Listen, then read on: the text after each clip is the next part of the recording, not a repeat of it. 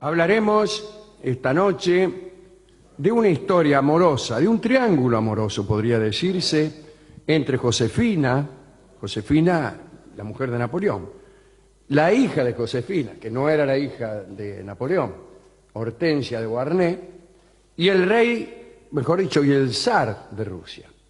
El zar de Rusia. Me caigo en el zar de Rusia, solía decir mi padre, para hacer conocer su disgusto. Sí. Bien, vamos a ubicarnos en Francia en 1814. Como ya sabemos, después de la caída de Napoleón, el rey en Francia fue Luis XVIII. Pero la verdad es que, según parece, el verdadero rey francés era el zar Alejandro I de Rusia, porque era el hombre más poderoso del continente. Era el jefe del ejército más grande, aunque dicen también que el peor disciplinado. Y según nuestro historiador, el zar Alejandro se hacía el intelectual. ¿Cómo uno se hace el intelectual? Y como todos, ¿no? Mantenía correspondencia con Thomas Jefferson, ya tiene. Ahí está. Uno mantiene correspondencia con Thomas Jefferson y ya queda acreditado como sabio. También, ¿qué decían esas cartas?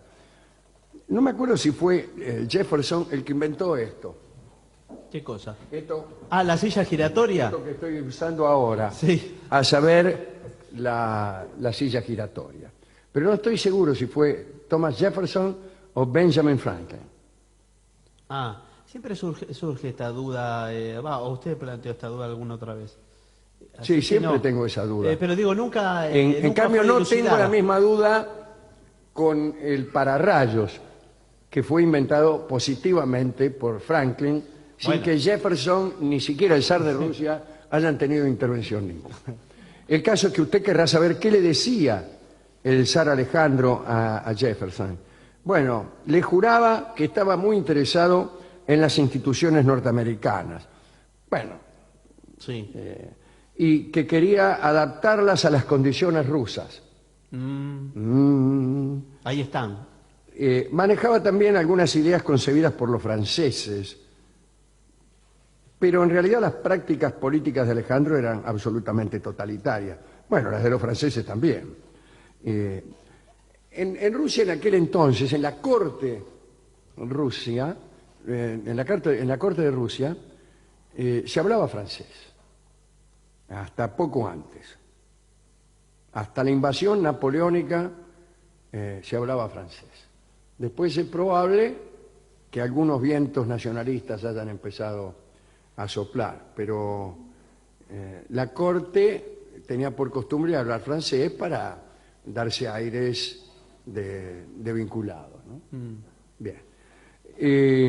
Pero sigamos hablando de Alejandro I. La corte de Alejandro I era muy aburrida, se divertían con pequeñeces, con apéndices del amor, dice acá. ¿Qué serán los apéndices del amor? Le gustaba a Alejandro hacer de Celestina, es decir, planeaba amores ajenos. En una oportunidad había ayudado al embajador de Napoleón en Rusia a seducir a una respetable mujer casada, enviando al marido a un puesto remoto. Es clásico. Claro. El traslado a un puesto remoto ya viene de los tiempos bíblicos. Ya viene de los tiempos bíblicos. No hace mucho hemos estado hablando del traslado al puesto remoto de Betsabé, del marido de Betsabé. Sí, la semana pasada creo que fue eso. También se divertía, me refiero no a Betsabé, sino a Alejandro I de Rusia, en discusiones especulativas sobre estupideces relacionadas con el amor, como por ejemplo, ¿quién tardaba más en desvestirse, si la mujer o el hombre? Es una discusión apasionante, Sí. especialmente mantenida a solas con una dama. Claro. Es mejor que 7 horas de bailar salsa. Sí, claro. En cuanto a su lucha contra los franceses, se ha dicho que Alejandro I temía muchísimo a Napoleón. Bueno, ¿quién no? Cuando Napoleón invadió Rusia, Alejandro permaneció en su villa cercana a San Petersburgo y reapareció solo después de que los franceses anunciaran su retirada. Bueno, era un jefe de Estado. ¿Dónde querían que estuviera? ¿Dónde estaba Churchill? ¿En el frente de batalla? No creo. No. Bueno, Bueno, no se el que sí estaba en el frente era Napoleón, pero bueno, él era un general, ¿no? Caído Napoleón, Alejandro fue invitado a Francia, ¿no? El zar fue a París, se alojó con una guardia de cosacos ahí en la calle Saint-Florentin y al poco tiempo, y con la intervención del propio Alejandro, se designó rey de Francia a Luis XVIII. Napoleón ya estaba exiliado. Durante su estadía en París, Alejandro tuvo contacto con personas bien cercanas a Napoleón y por ahí andaba la misma Josefina, la ex emperatriz. Recuerden que Napoleón había estado casado con ella hasta que la repudió para poder casarse con María Luisa de Austria. Mitad porque Josefina ya no podía tener hijos, mitad porque ya no le gustaba tanto, tercera mitad porque necesitaba una alianza con una casa poderosa. Bueno, como sabemos, Josefina se había casado con Napoleón luego de enviudar del finado Beauharnais, era un militar, y con él sí había tenido dos hijos, Eugenio y Hortensia. Dos hijos tenía Josefina. Después de su separación con Napoleón, Josefina había adquirido de Napoleón, que siempre se sentía culpable cuando dejaba una mina y solía regalar cosas. Había adquirido Josefina gran cantidad de propiedades. Napoleón la dejó, pero le regaló un montón de cosas. Pero esas propiedades peligraban. Napoleón en el exilio, destituido, qué sé yo, vencido, llegaron los Borbones al poder y bueno, una de esas propiedades que tenía Josefina era la Malmaison, una casa que era la casa donde ella vivía. Desde su llegada a París, el zar Alejandro, entusiasmado por las descripciones que le habían hecho algunos enviados, descripciones de Josefina, andaba tratando de ser recibido en la Malmaison. Josefina sabía que todas las muchachas de París estaban enamoradas del emperador, que era un tipo además muy apuesto, ¿no? Y Alejandro aceptó la propuesta de entrevista que le hizo Josefina y 2 días más tarde el zar se hizo anunciar en la puerta de la Malmaison. Cuando entró, Josefina se enamoró. Dicen los cronistas que Josefina puso en marcha entonces los medios de seducción de los que disponía, que eran algunos menos de los que había dispuesto en años mejores. Al cabo de media hora, Alejandro, seducido también, estaba ya dispuesto a arrojar de Francia a los Borbones, a Luis XVIII, devolverle el trono a Josefina. Vio cómo es uno, sí, ¿no? Pero bueno, algo sucedió.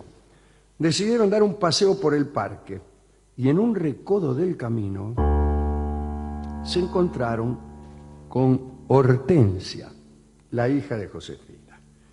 Y ya sabe lo que sucede cuando uno se encuentra con la hija de una mina que se acaba de levantar. Hortensia era la ex reina de Holanda, estaba casada con el hermano de Napoleón, Luis Bonaparte, pero estaba alejada un poco de su esposo. El zar Alejandro la vio a Hortensia y sintió que su deseo cambiaba de rumbo, como suele ocurrir en algunos bailongos. Muchos aseguran que en lo sucesivo los paseos entre el zar y Hortensia terminaban en una habitación discreta, pero no hay pruebas de eso en verdad, Solo se han conocido unas cartas que por su tono revelaban una gran intimidad, pero no dispongo yo de esas cartas ahora.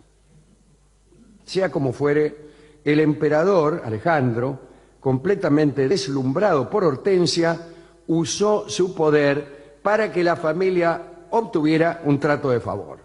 Y el resultado dejó estupefactos a los realistas. Josefina no solo conservó sus riquezas, sino que además Hortensia vio su dominio convertido en ducado y obtuvo una pensión anual millonaria. Para festejar tal éxito, Hortensia invitó a su mamá, a su hermano Eugenio y al zar a una fiesta. Pero a todo esto Josefina no sabía nada de que Hortensia salía a pasear con el zar. El día de la fiesta, por otro lado, Luis XVIII, el nuevo rey de Francia, celebraba un juicio religioso, no debe ser un juicio, un oficio religioso en memoria de su hermano Luis XVI, el tipo a quien guillotinaron, ¿no? Debían asistir todos los príncipes que se habían aliado contra Napoleón. Con enorme escándalo de la corte, Alejandro de Rusia no fue a ese oficio y en cambio fue al bailongo que hacían Hortensia y su familia. Así que los Borbones estallaban de furia. Pero aquello que parecía absurdo, es decir, que el mismo zar que había creado la Santa Alianza contra Napoleón, ayudara a los amigos de Bonaparte, pronto terminó. Después de aquel baile, Hortensia propuso un paseo en coche. Y rápidamente arrancaron ella y el zar, ¿no? Y hacía frío. Y Josefina vio que salían y dijo, ay, espérenme, espérenme. Y calculó que si iba a buscar un saquito, la iban a dejar de Araca. Y los corrió así como estaba, vestida de cuerpito gentil. Y bueno, el paseo duró 2 horas. Josefina temblaba bajo las tenues gasas de su vestido. Se pescó una angina infecciosa y murió un mes más tarde, a los 51 años de edad. Tras haber recibido los últimos sacramentos, la criolla, recuérdese que había nacido en América, ¿no? Pronunció el nombre de Napoleón y expiró. Era el año 1814. Alejandro I, espantado por todo lo que había sucedido, dio por terminada su visita a París y se volvió a Rusia y reinó muchos años. Hortensia no lo vio nunca más y tuvo con Luis Bonaparte, aquel marido, aquel hermano de Napoleón, con el cual estaba casada y del cual estaba un poquitín separada, un hijo. Quizá lo tuvo con Luis, pero quizá no. Y ese hijo que tuvo fue nada menos que Napoleón III, el después emperador de Francia, en los años 1848, y que terminó su reinado cuando Francia fue derrotada por Prusia en la guerra franco-prusiana de 1870. Y esta es la historia de los amores de Alejandro, el zar, y Josefina primero, y Hortensia después, como todo terminó por una angina infecciosa. Eso es para que vean la importancia que tiene un médico. Bueno, no es por eso. Señor. Nada más, porque si el tipo, en vez de ser el zar de Rusia, hubiera sido un buen médico, no la dejaba salir o volvía antes. Bueno, no sabemos, señor. Es un dato. Qué poco caballero también que no la abrigó con su Claro, abrigo. con su propio uniforme de zar de Rusia. Sí, que debe ser pesadazo. Abrigado. Me imagino que el uniforme zar de Rusia no será el mismo que la policía de tránsito de Jamaica. No. Bien. Nos hemos preguntado qué canción escuchar con esta charla y como nos gusta decirle criolla a Josefina, elegimos Tristeza Criolla, ya que la persona que se enferma de angina infecciosa y además es rechazada por el zar de Rusia, quien prefiere a su hija por otra parte, naturalmente debe sentir una gran tristeza. Así que vamos a escuchar Tristeza Criolla, que es un vals compuesto por Ignacio Corsini y que canta el mismo Ignacio Corsini en este mismo año.